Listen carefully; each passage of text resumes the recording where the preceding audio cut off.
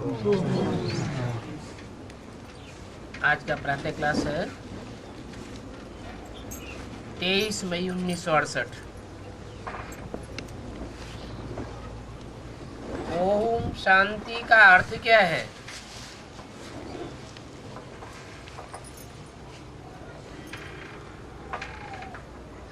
अपने स्वधर्म में बैठो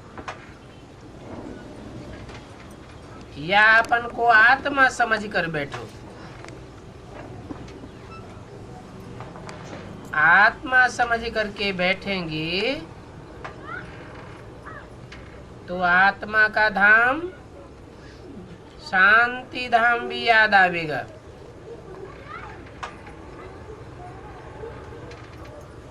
और स्वधर्म में टिक जावेंगे। इसको कहा जाता है स्वधर्म में बैठना। भगवान वाच स्वधर्म में बैठो।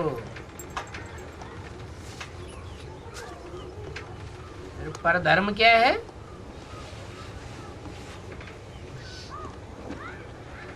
इस संसार में आत्मा की स्मृति में बैठना स्वधर्म है। मैं आत्मा ज्योति बिंदु। फिर परधर्म क्या है?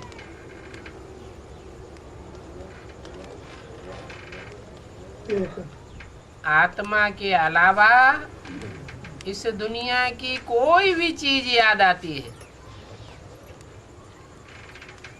पृथ्वी, जल, वायु, अग्नि, आकाश, इनसे बने हुए कोई भी पदार्थ, ग्रह, उपग्रह, कुछ भी याद आता है। ये शरीर, अपना शरीर, पराया शरीर, देह के संबंधियों के शरीर, वो सब अगर याद आता है तो वो सब परधर्म है।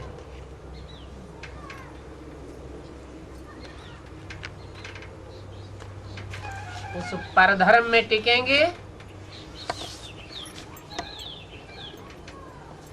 तो भयभीत अवस्था में चले जाएंगे।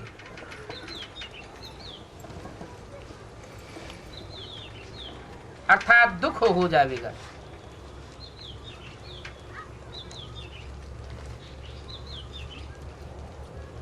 तो तुम बच्चों का स्वधर्म है शांत। तुम्हारा निवास स्थान है शांति धाम।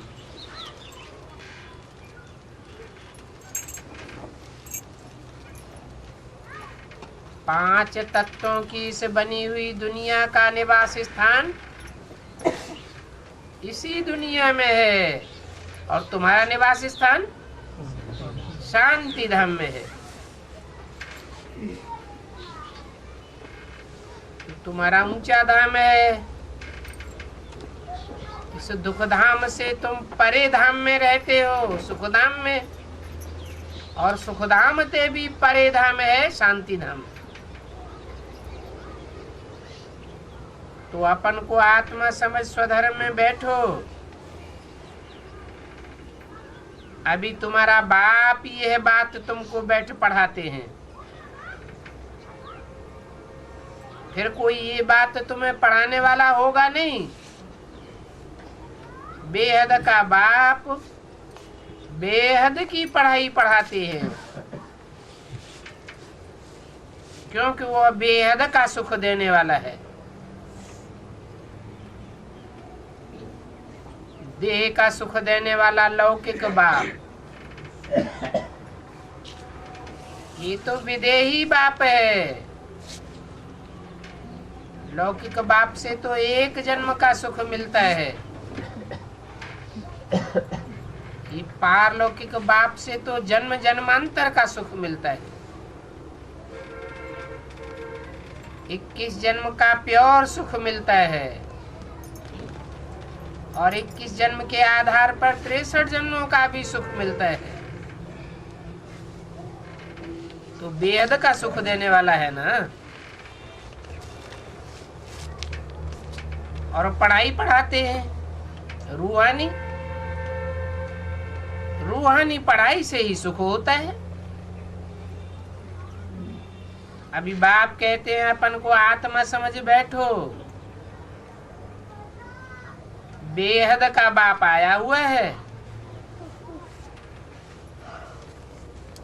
वो हद के बाप होते हैं, 2, 4, 5, 8, 100, 50 बच्चों के बाप। क्राइस्ट को कहेंगे 150, 200 करोड़ का बाप।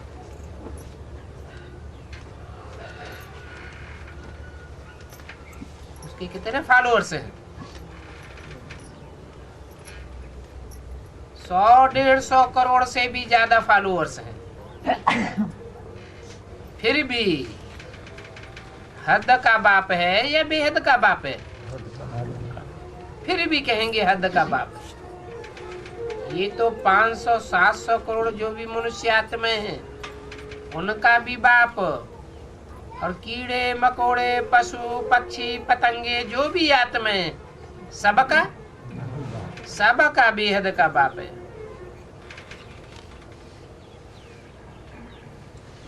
परंतु तुमको हीरे जैसा बनाते हैं, सबको नहीं बनाते। तुम बाप की पढ़ाई सन्मुख बैठ पढ़ते हो तो तुमको हीरे जैसा बनाते हैं। और हीरे जैसे तो देवी देवताएं ही होते हैं। कौन सी देवी देवताएं? जो हीरे की तरह चमक मारते हैं, हैं? सत्युग में कैसे देवताएं होंगे? सत्युग है ही सोने की दुनिया, सोने समान। और संगम युग में हीरो पाठधारी, पाठ बजाने वाले, यथा राजा तथा प्रजा बच्चे। और वो कब बनते हैं? इतने ऊंचे पुरुषोत्तम युग में बनते हैं। और पुरुषोत्तम युग में कैसे बने, ये बात कोई भी बता नहीं सकता सिवाय तुम्हारे। और तुमको भी बाप ने बताया है। प्रजापिता ब्रह्मा के बच्चे, तुम ब्राह्मण ठहरे। फिर तुमको देवता बनना है।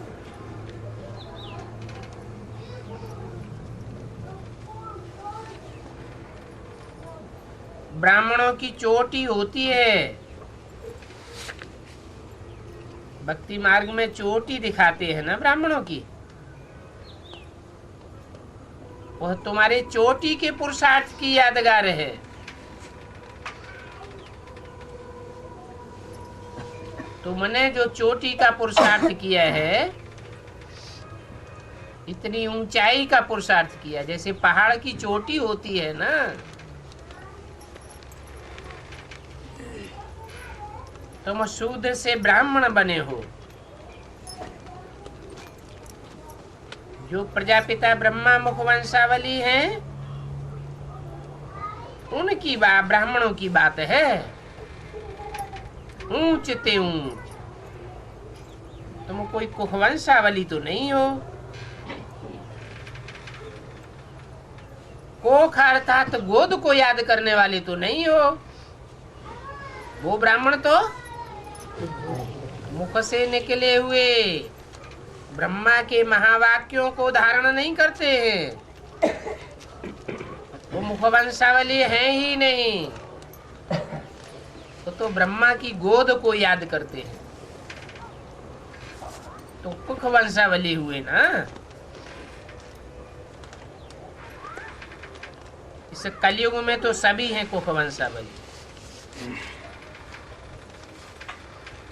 साधु संत ऋषि मुनि सभी द्वापर से लेकर कुखवंशावली बने।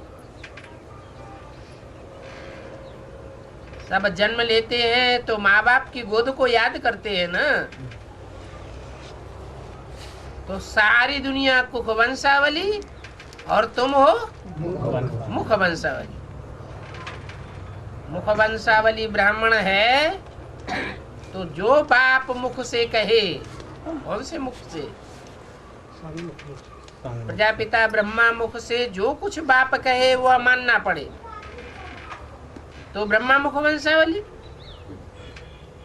अगर नहीं मानता है तो कुख वंशावली। अभी तुम सिर्फ प्रजापिता ब्रह्मा के कुमार कुमारियां हो जो मुख वंशावली बने हो। क्या? ब्रह्मा तो अनेक होते हैं, तुम ब्रह्मा कुमार कुमारी नहीं हो। क्या हो? प्रजापिता ब्रह्मा मुख वंशावली हो। प्रजापिता ब्रह्मा तो एक ही होता है।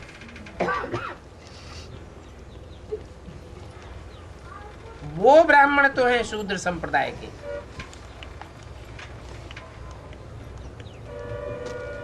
तो वो उत्तम नहीं ठहरे। क्या? तुम उत्तम ते उत्तम पुरुषोत्तम कुल में पुरुषार्थ करने वाले ऊंचे ते ऊंचे ब्राह्मण हो और ये तुम्हारा सर्वोत्तम कुल है।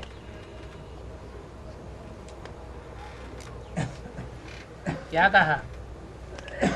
कौन सा कुल है? और सर्वोत्तम कुल का नाम कुछ होगा?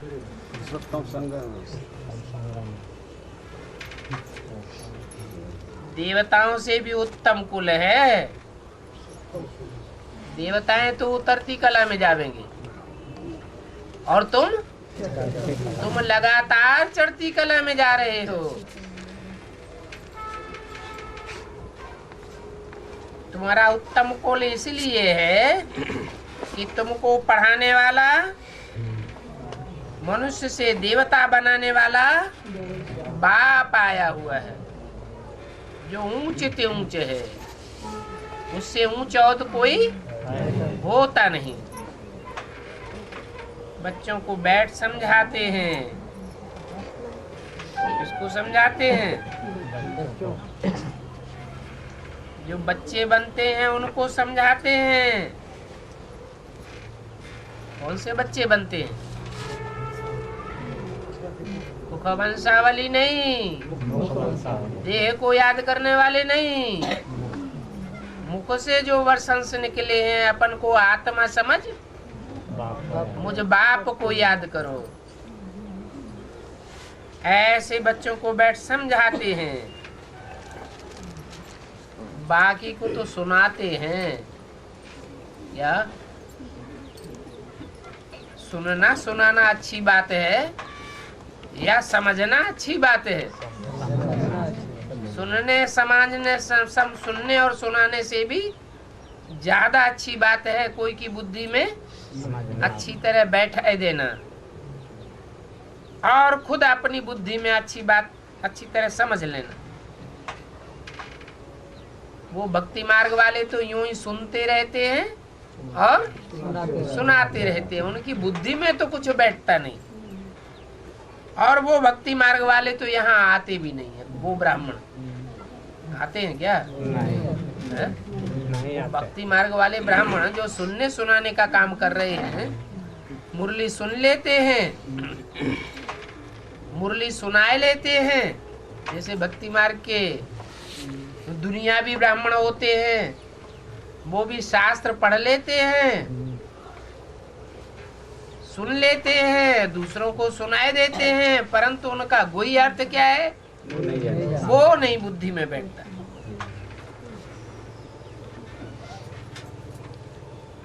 तो वो भक्ति मार्ग वाले ब्राह्मण तो यहाँ आते नहीं हैं। यहाँ आते ही हैं ज्ञान मार्ग वाले ब्राह्मण।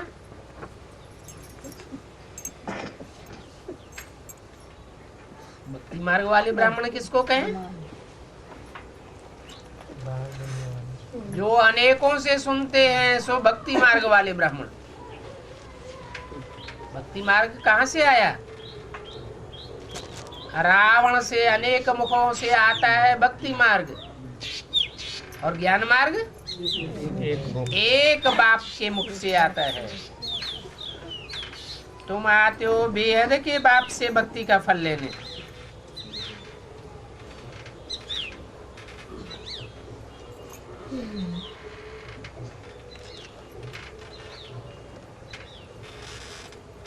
अभी भक्ति का फल कौन लेंगे हैं? भक्ति करने वाले तो दुनिया में ढेर हैं, लेकिन भक्ति का फल कौन लेंगे? जिन्होंने सबसे जास्ती अव्यभिचारी भक्ति की होगी।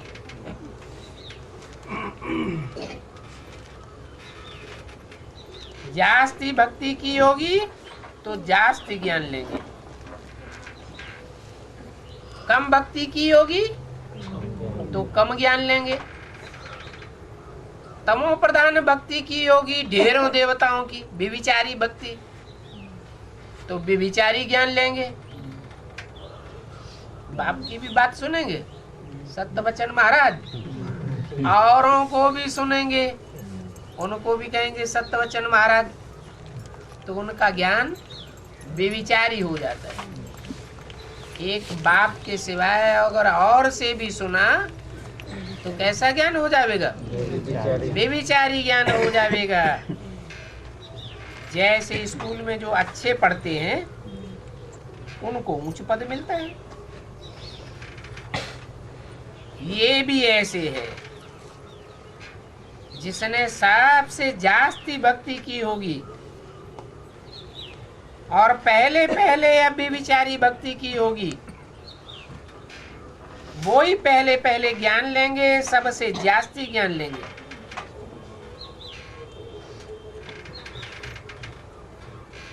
तो बताओ सबसे पहले भक्ति किसने की होगी और आप भी विचारी भक्ति किसने की होगी?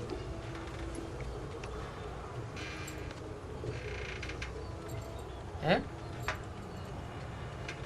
अरे बुद्धि कहाँ जानी चाहिए? कौन सी युग में? द्वापर युग के आदि में बुद्धि जानी चाहिए। किसने की होगी? ब्रह्मा तो अनेकों के नाम है, जरूर। प्रजापिता ब्रह्मा ने एक की भक्ति की होगी।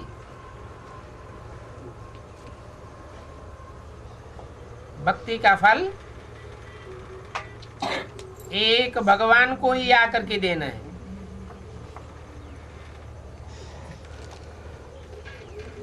भगवान के सिवाय और कोई भक्ति का फल देता भी नहीं है।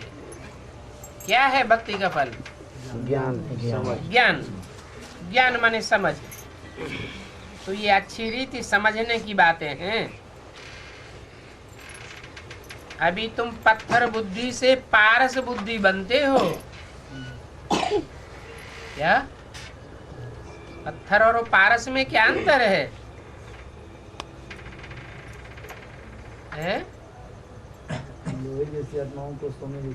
पत्थर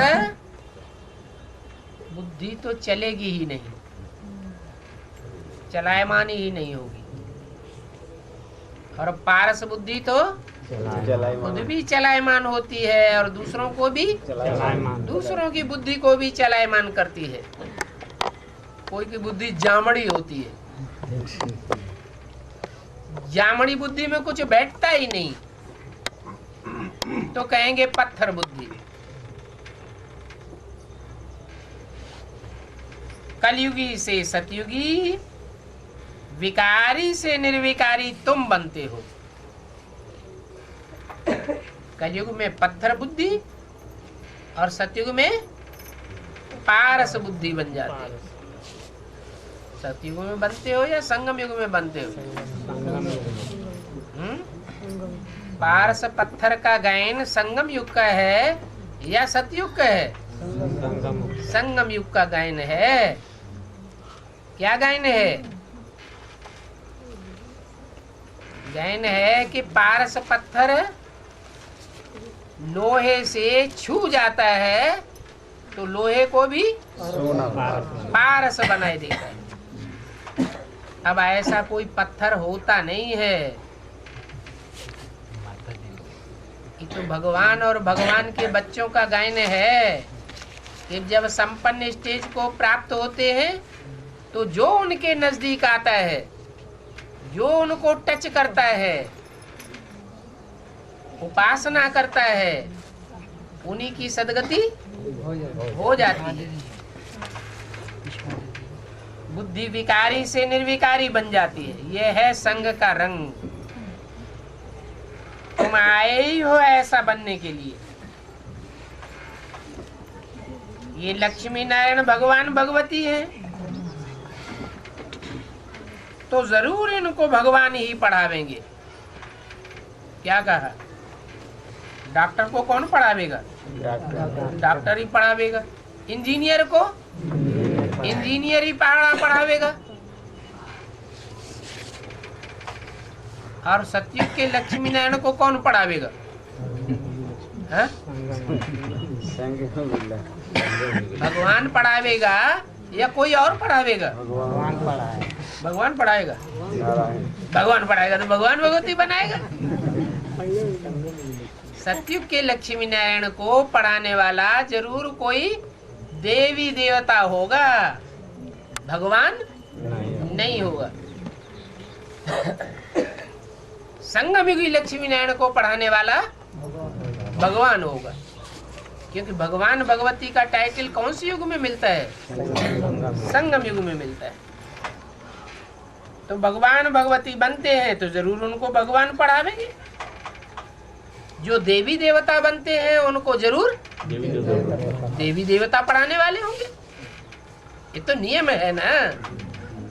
इंजीनियर को डॉक्टर बैठ पढ़ावेगा क्या? नहीं, भगवानवाद।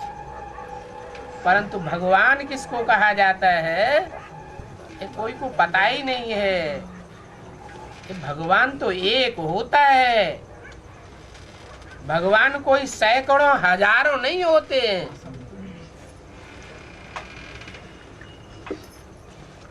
कहते हैं सर्वव्यापी है तो सैकड़ों हजारों करोड़ों अरबों खरबों हो जाएंगे या एक होगा?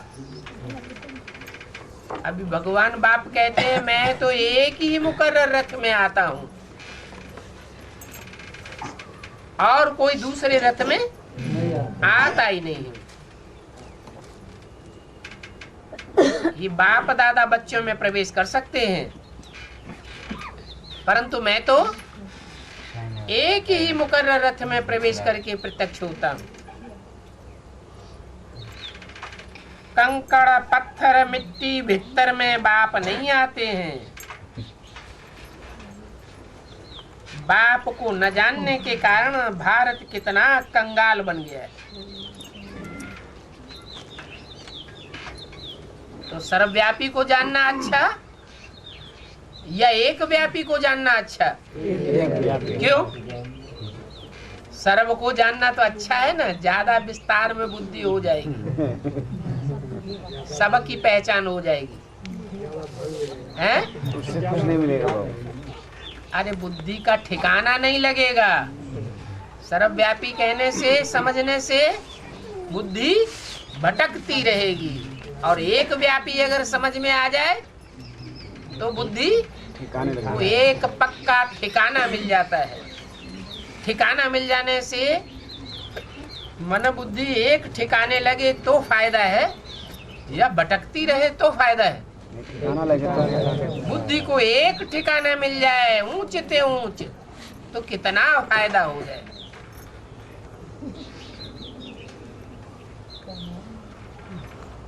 अभी बच्चे जानते हैं भारत में लक्ष्मी नारायण की राजधानी थी।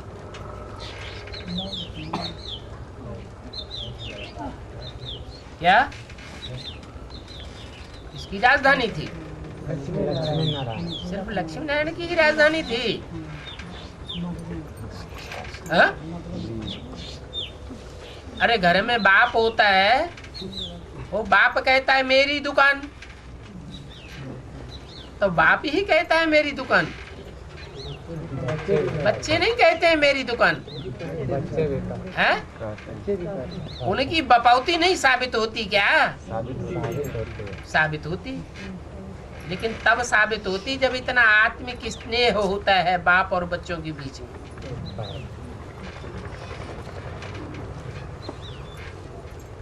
आज की गवर्नमेंट में कहें यथा राजा तथा प्रजा? नहीं बाबा, है? नहीं। क्यों नहीं कहें? है? हाँ, ये तो है कि राजाएं भ्रष्टाचारी हैं, मिनिस्टर्स भ्रष्टाचारी हैं, तो प्रजा भी नंबरवार भ्रष्टाचारी तो जरूर है। लेकिन यथा राजा जितने मिनिस्टर सुखी है उतने प्रजा के लोग सुखी हैं, ये बात नहीं कही जा सकती।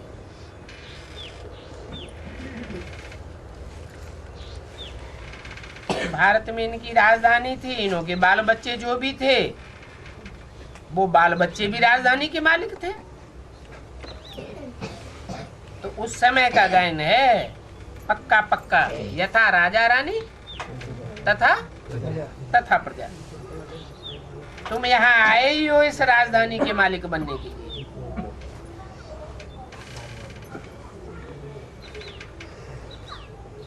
परंतु ये अभी तो राजधानी के मालिक नहीं है ना,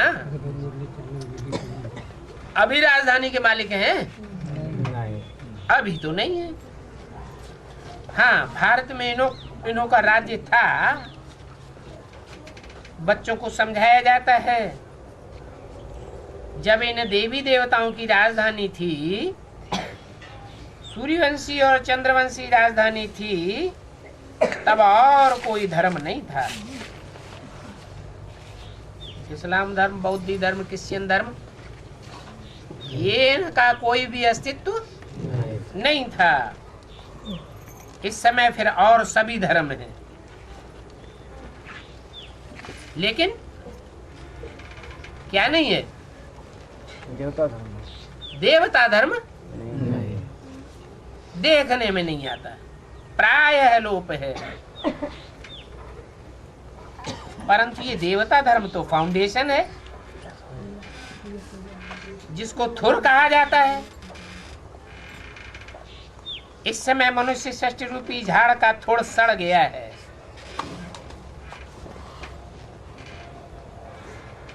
बाकी सभी धर्म वाले खड़े हैं कि गिरी हुई स्टेज में? वो सब खड़े हैं बाबा, हैं? सब खड़े हैं। सब धर्म वाले मस्ती में हैं। सिर्फ देवता धर्म, जो देवी देवता धर्म वाले हैं उनकी ये हालत है, वो अपने धर्म को भी भूल गए, कर्म को भी भूल गए, धर्म पिता को भी भूल गए। बहुत ही गिरी हुई स्टेज में है। तो देखो, और सब धर्म खड़े हैं। जैसे सीढ़ी के चित्र में लास्ट में कौन खड़ा है और कौन पड़ा है? चंद्रमा खड़ा है, ज्ञान चंद्रमा खड़ा है, चंद्रवंश फिर भी खड़ा है, और ज्ञान सूर्य राम ओ तो पड़ा हुआ है। जो फाउंडेशन है, जो बीज है, वो ही दुर्गति में है। अभी और सब धर्मों की आयु पूरी होती है।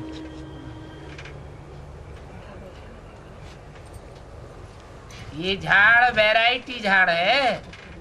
वैरायटी माने सब धर्मों का झाड़ है, षष्ठी रूपी झाड़ है।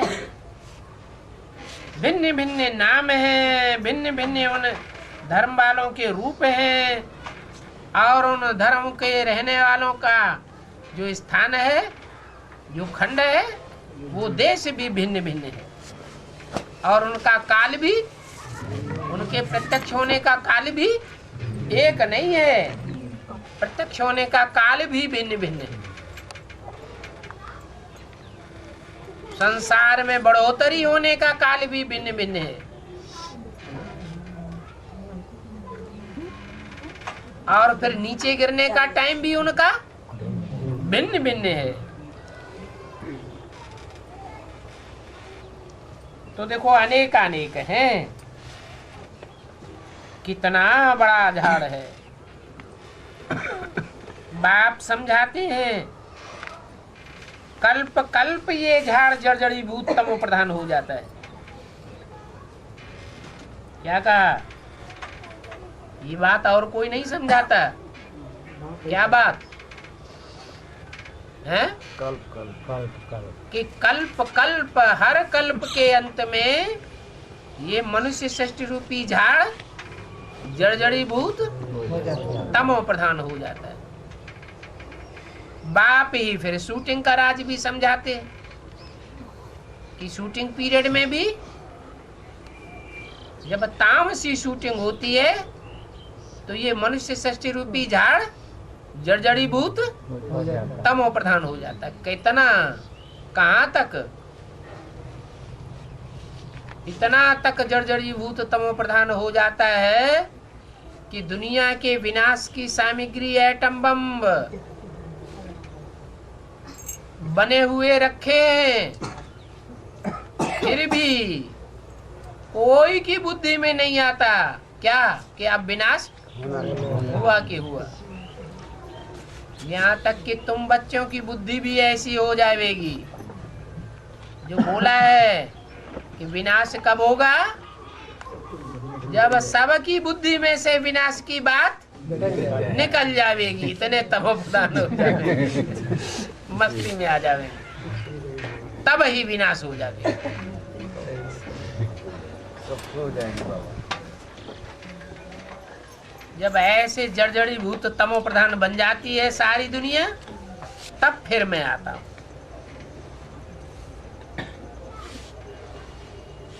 तुम मुझे पुकारते हो,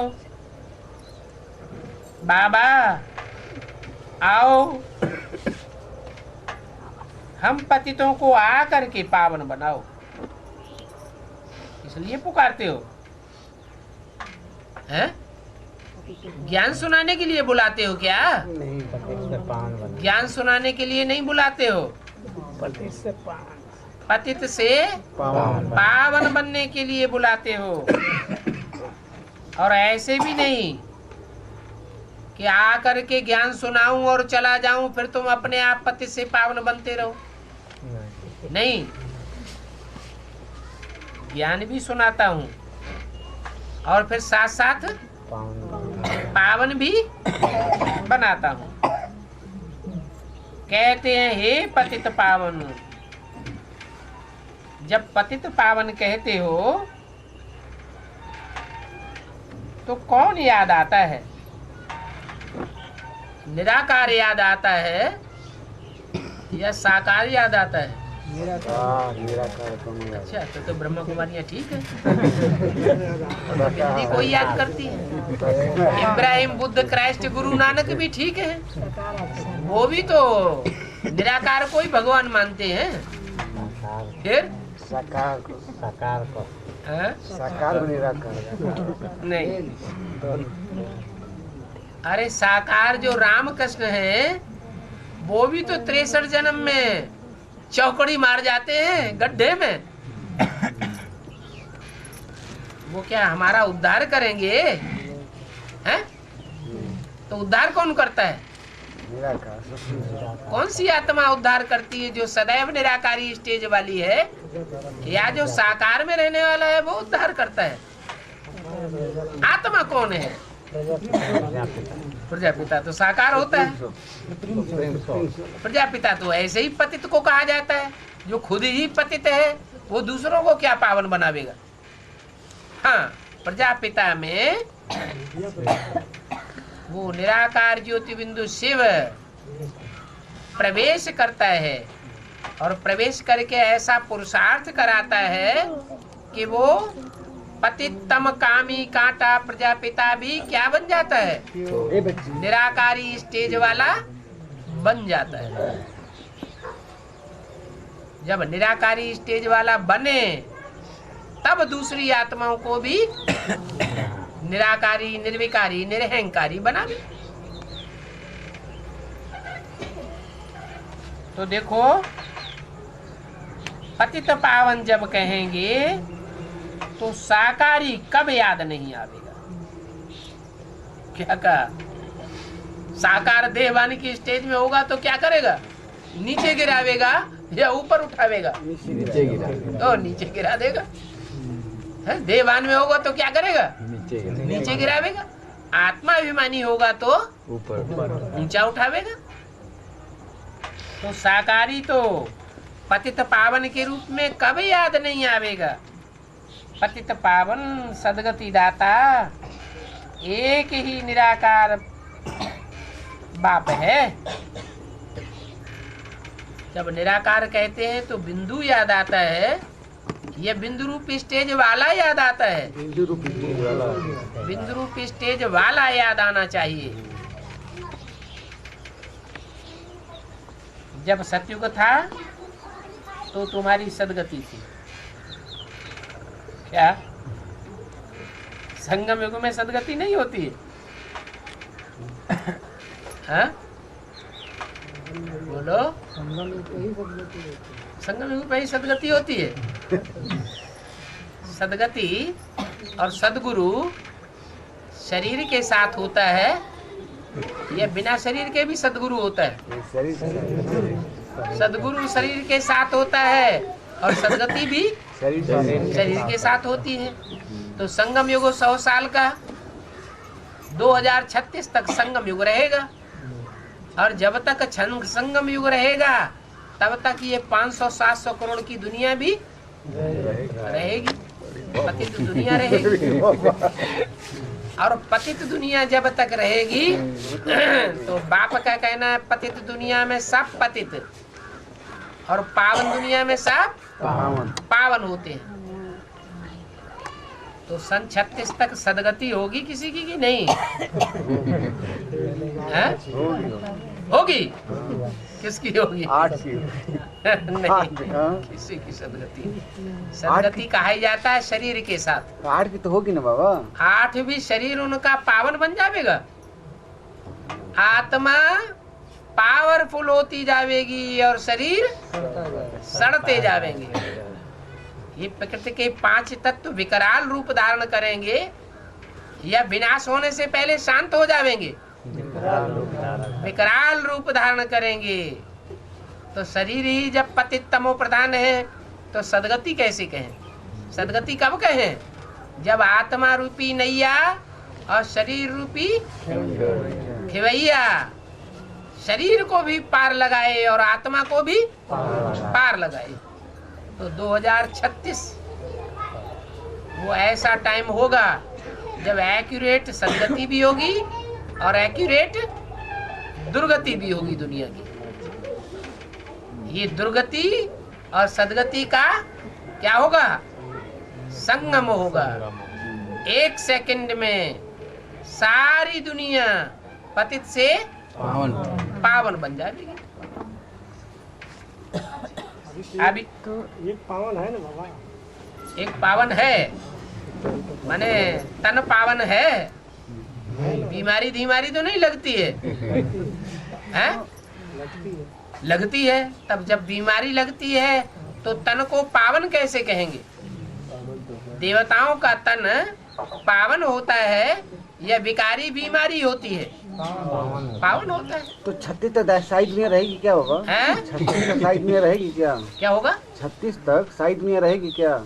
स्थायी दुनिया सारी दुनिया रहेगी क्या? अच्छा सारी दुनिया खत्म हो जाएगी। अरे जब तक एटम बमों का विस्फोट आखिरी 7 दिन नहीं होगा तब तक दुनिया रहेगी या नहीं रहेगी? हैं? रहेगी। जब आखिरी विस्फोट होंगे तब सारी दुनिया खलास हो जाएगी। तो ये तमो प्रधान शरीर भी खलास हो जाएंगे। तब तक 5 तत्वों वाली जो पृथ्वी है, 5 तत्वों वाले ये जो शरीर है, ये तामसी होते जाएंगे, सतो प्रधान बनेंगे। शरीर सड़ते जाएंगे। लेकिन कभी कभी ऐसा होता है शरीर सड़ा हुआ होता है, ढेर सारी बीमारियां होती हैं, तो भी आत्मा पावरफुल होने के कारण शरीर काम करता रहता है। ये बात करिश्मा हो सकता है, बाकी ऐसे नहीं कि शरीर सतो प्रधान हो जाएंगे और प्रकृति तमो प्रधान बनी रहे। पहले चैतन्य प्रकृति सतो प्रधान बनेगी या जड़ प्रकृति सतो प्रधान बनेगी? चैतन्य प्रकृति सतो प्रधान बने तब जड़ प्रकृति के 5 तत्व भी सतो प्रधान बने। अभी तुम पुरुषोत्तम संगम युग पर बैठे हो। क्या पुरुष किसको कहा जाता है? हैं? पुरुष माने आत्मा। आत्माओं में जो उत्तम ते उत्तम आत्माएं जब प्रत्यक्ष होती हैं उस युग में बैठे। उत्तम ते उत्तम शरीर तो नहीं कहा, पुरुषोत्तम कहा या रथोत्तम कहा? पुरुषोत्तम कहा।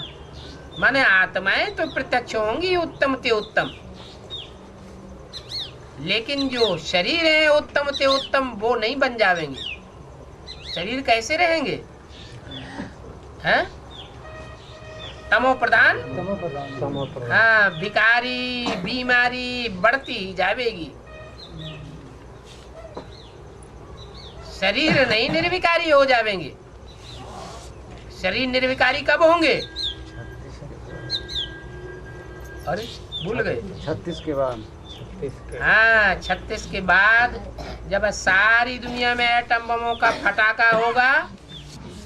लास्ट जैसे दिवाली पर बच्चे क्या करते हैं? फटाके छोड़ते रहते हैं, आखिर में क्या करते हैं? सारे उठा करके झोंक देते हैं। तो ऐसे ही लास्ट में जब सब खेल खलास हो जाएगा तो 5 तत्वों वाली पृथ्वी और 5 तत्वों के शरीर तामसी सब खलास हो जाएंगे। जो योग बल वाले शरीर होंगे वो बर्फ में दब जाएंगे। कैसे? जब इतने बम्बों का फटाका होगा तो समुद्र का जल भाप बन करके ऊपर उड़ेगा और दुनिया में जितनी बरसात कभी नहीं होगी उतनी ही बरसात होगी। अभी तो गोरखपुर का हर साल ये हाल हो जाता है। फिर जब लगातार मूसलाधार बरसात होगी कई दिनों तक तो सारी दुनिया काय में डूब जाएगी? जल में डूब जाएगी।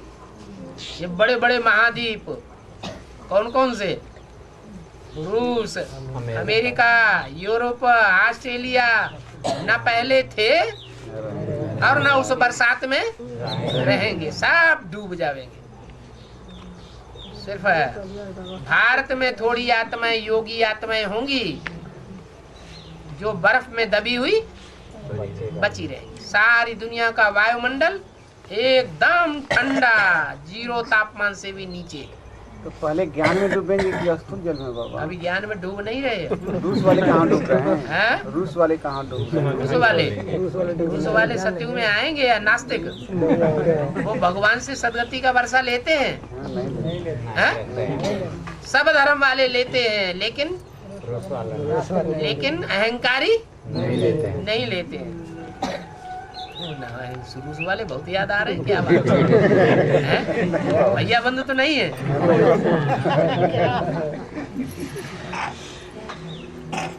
तो देखो, तुम हो पुरुषोत्तम संगम युग पर, बाकी सभी कलयुग में बैठे। तुम हो पुरुषोत्तम संगम युग पर बैठे वाले ब्राह्मण, उत्तम ते उत्तम।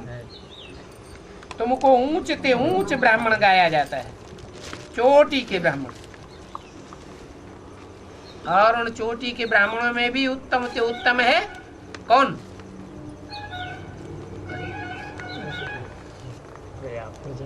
अरे ब्राह्मण से क्या बनते हैं? देवता बनते हैं। बड़े में बड़ा देवता कौन? महादेव। हाँ, तो वही सबसे बड़ा ब्राह्मण भी बनता है। उसी में भगवान भी प्रवेश कर प्रत्यक्ष होते हैं। तो ऊंचते ऊंचे है एक भगवान जिसके लिए गाते हैं, ऊंचा तेरा काम, ऊंचा तेरा नाम, ऊंचते ऊंच तेरा धाम। क्या मन बुद्धि से भी कहाँ निवास करता है? ऊंच। कैलाश तो पहाड़ है, पहाड़ के ऊपर तो आजकल हवाई जहाज भी पहुंच जाते हैं। तो कैलाश पर्वत पर बैठने वाला ऊंचा या हवाई जहाज में बैठने वाला ऊंचा? हाँ, वो कैलाश पर्वत की बात नहीं है, वो तो भक्ति मार्ग का कैलाश पर्वत है।